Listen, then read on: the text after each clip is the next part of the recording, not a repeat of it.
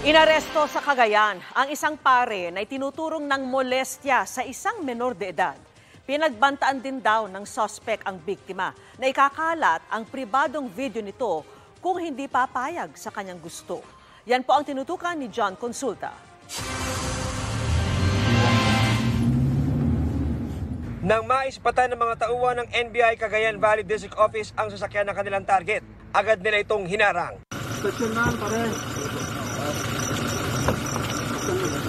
At saka pinababa at pinusasan ang driver ng pickup na kinilalang si Father Carol Reward Israel.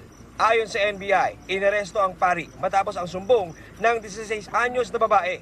Tinatakot raw siya ng suspect na i-upload ang masaselang videos nila na patago umanong kinunan ng suspect kung hindi siya papayag sa gusto nito. Sa simbahan sa Solana, Cagayan daw nagkakilala ang dalawa kung saan palim umanong niligawan ng pari ang menor de edad.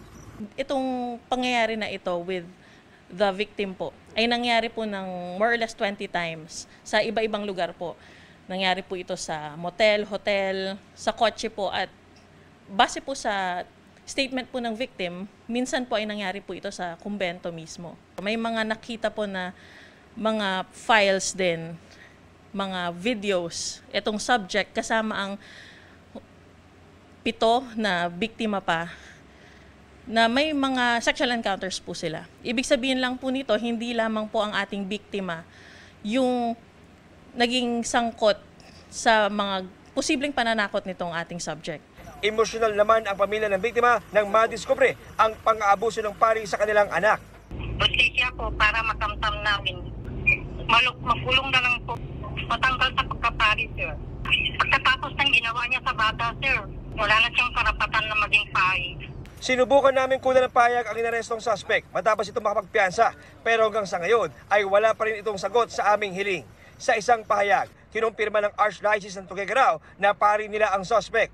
Tinanggalan na raw ito ng priestly duties sa kanyang parokya habang gumugulong ang investigasyon. Handa rin daw sila makipagtulungan sa otoridad at magpaabot din daw ng tulong sa biktima sakaling mapatunayan ang aligasyon. Tinatawagan po natin na o hinihingi po natin sa iba pa na posibleng naging biktima na dumulog po sa NBI, magsampa po ng kaso laban po sa ating subject. John Consulta, nakatutok 24 oras.